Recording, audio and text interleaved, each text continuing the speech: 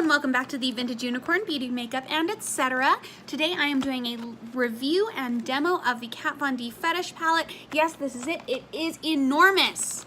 It is an absolute behemoth of an eyeshadow palette. It has 24 shades with different finishes, and I use them to create the look I am wearing now. This is the actual palette. And I think I used 8 shades to create this look. I might have lost track along the way, so I did a cut crease with kind of a gradient green, very kind of just playing around with makeup. So if you are interested in hearing my opinions and seeing what I did, how I got this look, please continue watching. If you are not subscribed, consider jumping on the arc.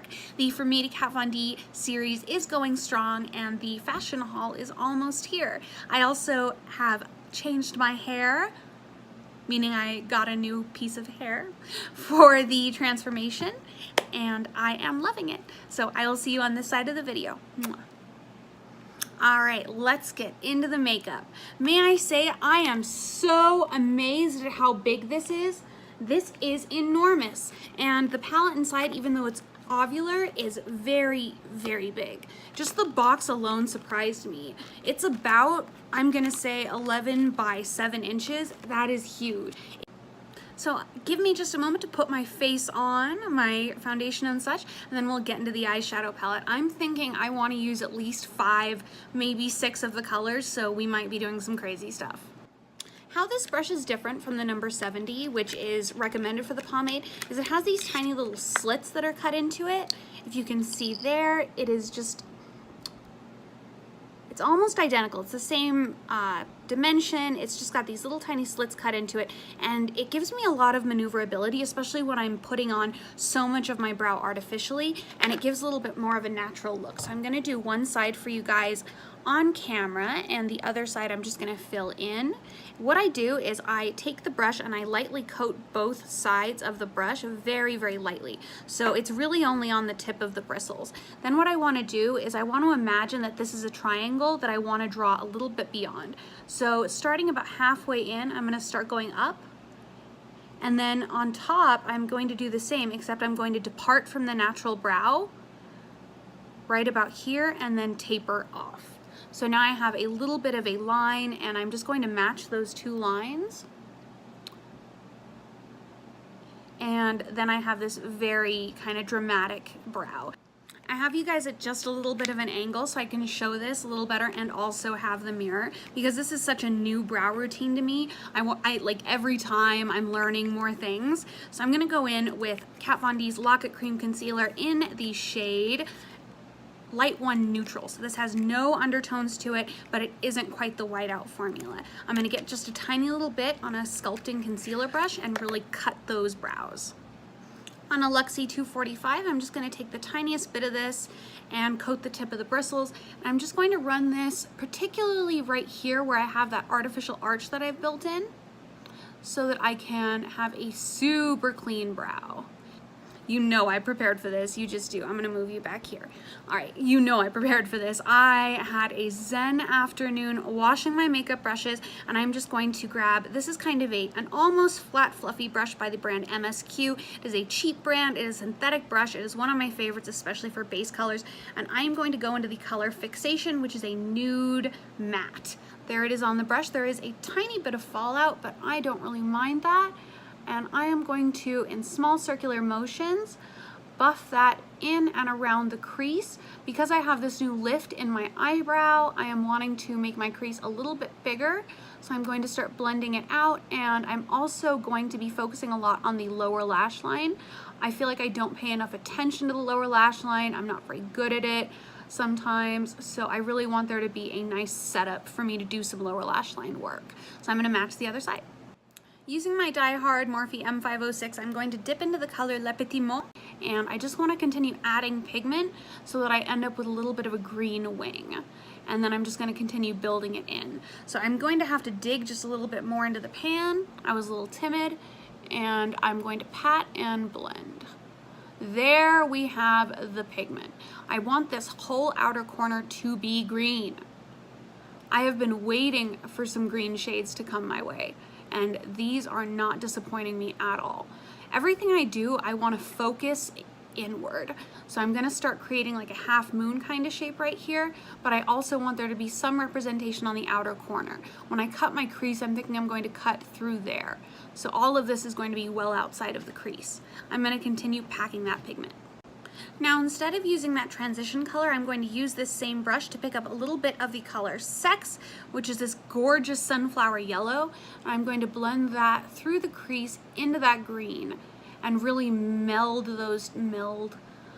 really just bring those two colors together. So there's almost like a sleight of the eye.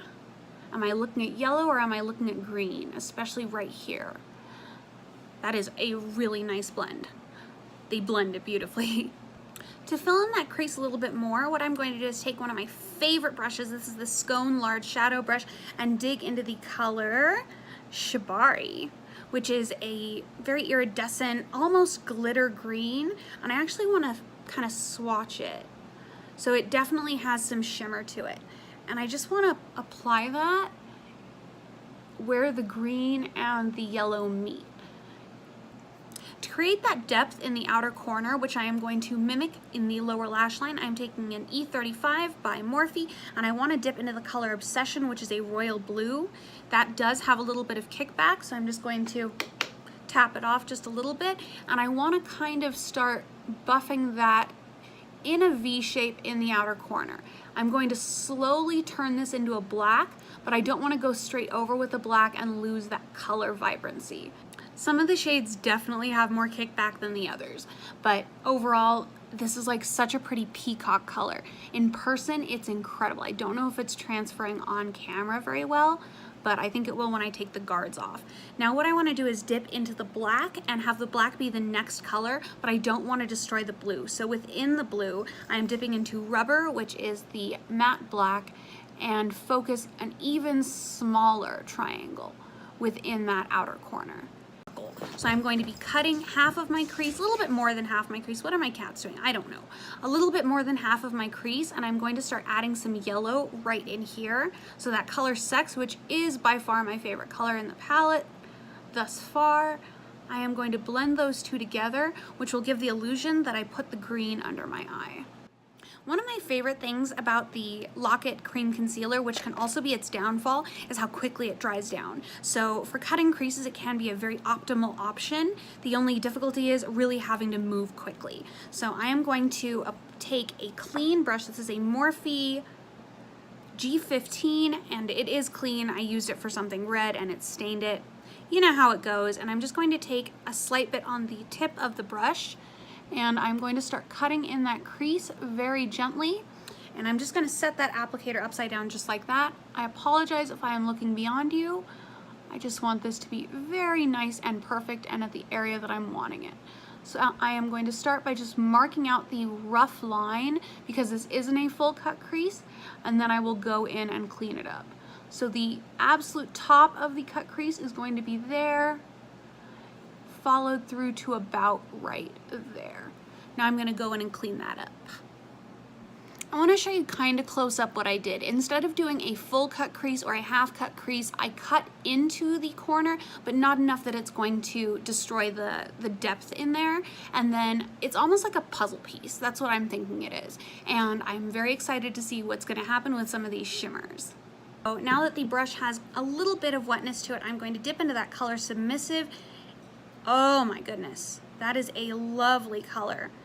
It does have quite a bit of kickback. I just want to see what happens when I apply it to the lid. I'm now going to take the color Cuffs on the other side of the brush and get that nicely packed into this inner corner. Now that has pigment. I wasn't expecting that, so I'm going to have to clean that up just a little bit. Like I just go in, but the gold did not present as much as Cuffs, so I will be using some concealer to clean that up.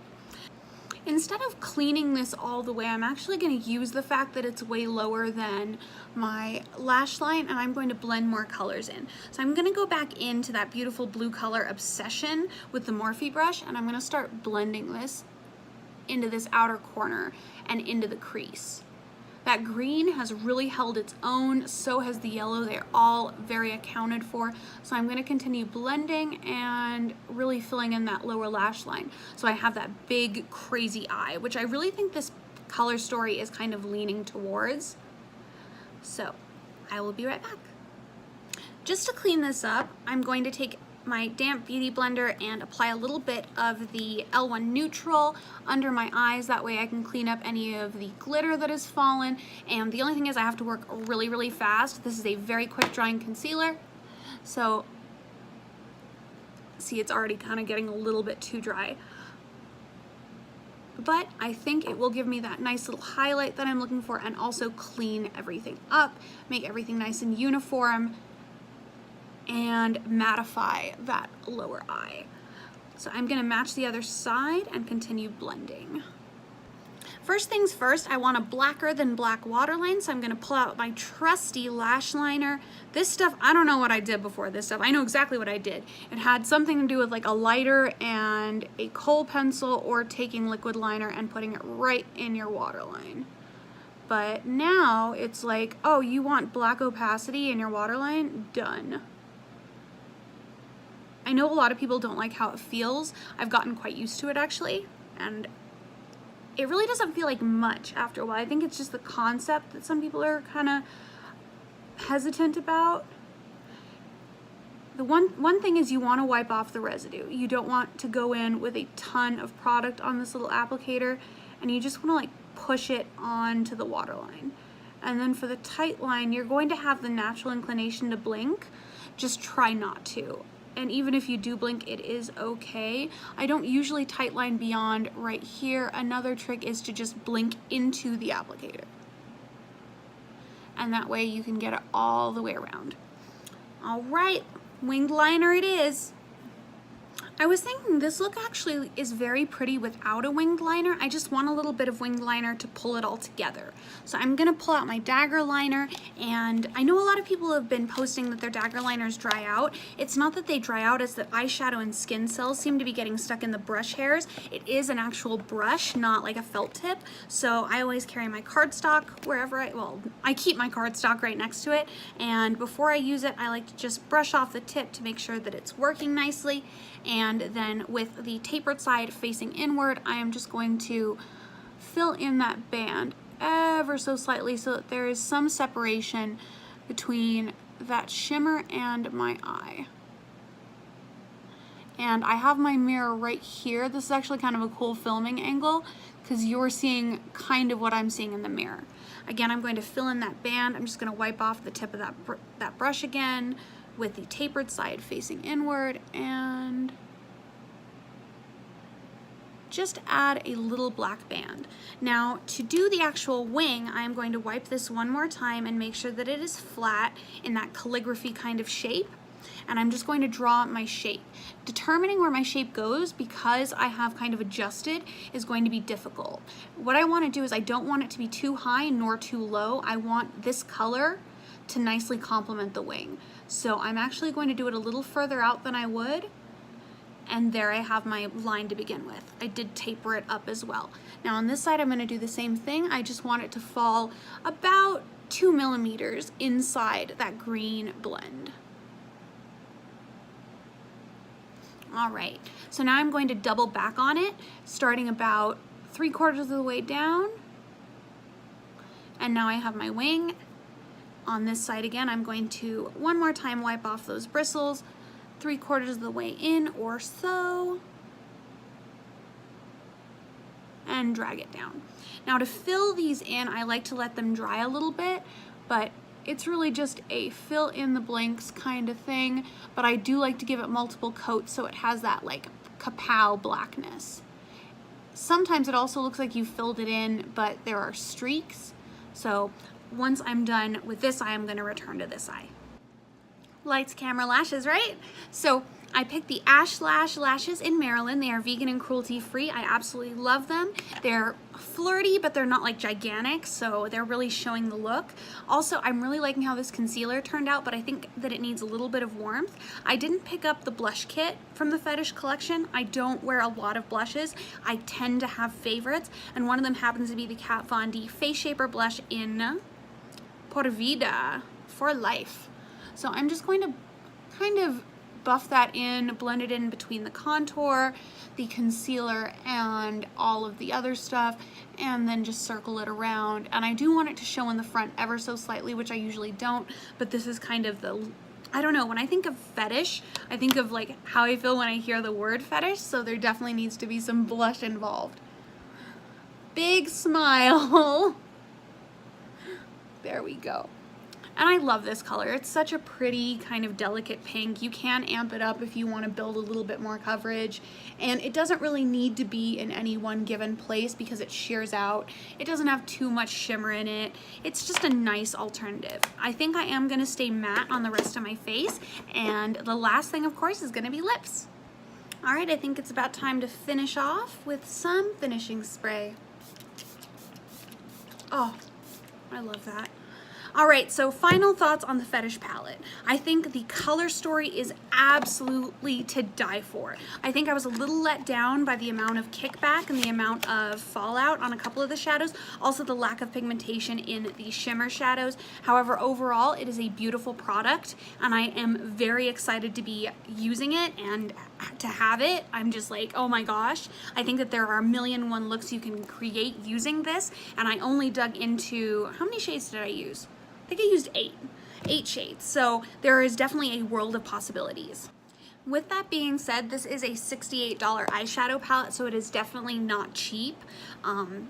Comparing it to a lot of the other Kat Von D palettes, I can see the color story. I can see where they're going with this, and definitely in seeing some of the sneak peek looks, it's supposed to, in my opinion, embody that kind of underground punk rock grunge look where you can pick 2 shadows at random with your fingers and swatch them on your eyes and look amazing. There are so many different finishes in this palette that it is definitely something you can utilize. This is something that I don't think I will ever use to the bottom because there are so many different things you can create with it. Again, if you don't have use for 24 shades like this, then it's probably not for you, but I want to just show you one thing. This is a huge eyeshadow palette. It's not like it has 24 tiny pans. It has 24 enormous pans and the big mirror. So this is something that it's definitely something to treasure and to keep, and it's just a beautiful product. My eyes widened and I just gasped when I saw it. I thought from the pictures that it would be maybe this big. Come on, this is one hell of a palette. It is huge.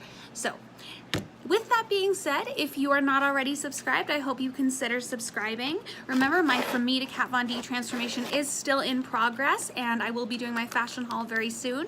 For now, I am off to the gym, and I'm gonna have myself a little bit of hummus. Anyway, thank you guys so much for watching, and I'll see you in the next one.